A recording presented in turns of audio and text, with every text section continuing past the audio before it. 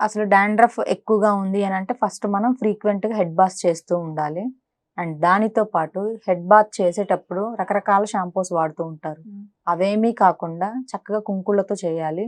And దానితో పాటు weekly once or twice కల్బంద, మందారం, మెంతులు ఉంటాయి గదా! మనం చక్కగా మెంతుల్ని నైట్ సోక్ చేసి పెట్టేసేసుకొని ఎర్లీ మార్నింగ్ లేదంటే మార్నింగ్ సోక్ చేసి పెట్టేసేసుకొని నైట్ పూట ఆ చక్కగా మెంతుల్ని వడకట్టేసేసుకొని పేస్ట్ చేసేసుకొని ఈ మందారం, కల్మంద అండ్ ఈ మెంతులు ఇవన్నీ పేస్ట్ చేసేసుకొని చక్కగా ఈ తలకి, హెయిర్‌కి మొత్తం స్కాల్ప్‌కి బాగా పట్టించేసేసి మినిమమ్ 1-2 అవర్స్ మనం అలానే ఉంచేసేసి తర్వాత హెడ్ బాత్ చేసినట్లయితే ఈ డాండ్రఫ్ అనేది తగ్గుతుంటుంది. అండ్ దానితో పాటు హెయిర్ లాస్ గూడా కంట్రోల్ అవుతూ ఉంటుంది.